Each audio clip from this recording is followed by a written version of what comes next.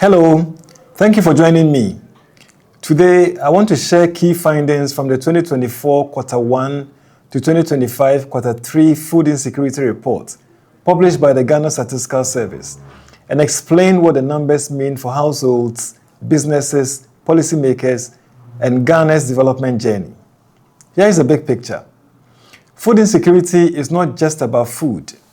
It's about whether households can live with dignity, whether children grow and learn properly, whether adults can work productively, and whether our economy is resilient.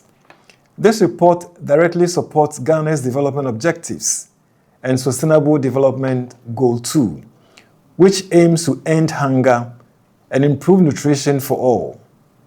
Let me briefly explain how we measured food insecurity.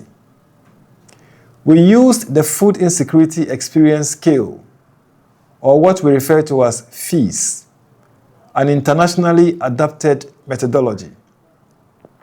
In simple terms, we asked households 8 clear questions, including the following. 1. Did you worry about food? 2. Did you eat fewer types of food? 3. Did you skip meals? 4. Did anyone go hungry or even spend a whole day without eating?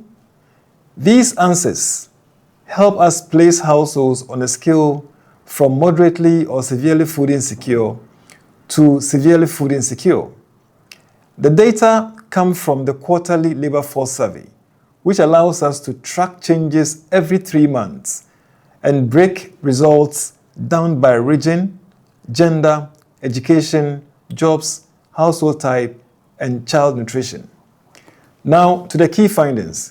At the national level, Ghana has made progress. The number of food insecure people fell from about 16 million in 2022 Quarter 1 to 12.5 million by 2025 Quarter 3, a reduction of nearly 22%. But the story does not end there. The prevalence of food insecurity fell to its lowest point in 2024 Quarter 1 at 35.3%. Then rose sharply to a peak of 41.1% in 2025 Quarter 2, before easing to 38.1% in 2025 Quarter 3.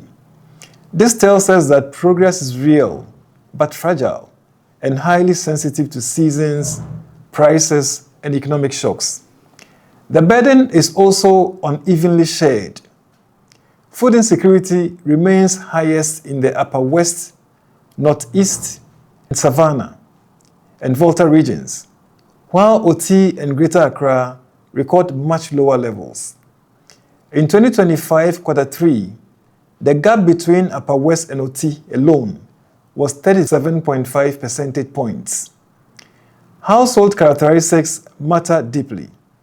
Female-headed households, especially in rural areas, face consistently higher food insecurity. Households with children, and particularly those with both children and elderly members, are the most vulnerable. The link with child nutrition is especially concerning.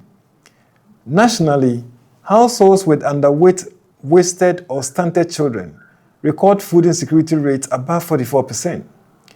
Among rural female-headed households with underweight children, food insecurity exceeded 80%. Education makes a difference. About half of food insecure households have no formal education, compared with only 15% among households with tertiary education. We also see growing overlap between food insecurity, poverty, and unemployment, what we refer to as triple burden. Between 2025 Quarter 2 and Quarter 3, the number of people who were food insecure, poor, and unemployed rose by 9.4%, or 19,455 persons. So what does this mean for action? First, target high-burden regions with solutions designed for local realities. Second, expand nutrition-sensitive social protection, especially for female-headed households and families with children and the elderly. Third, link food security to jobs, skills, and incomes, particularly for youth and rural households. Fourth, invest in education and child nutrition, which clearly reduce vulnerability. And finally, continue strengthening high-frequency data systems so we can target our responses better and intervene early and more effectively. Before I close, let me say thank you.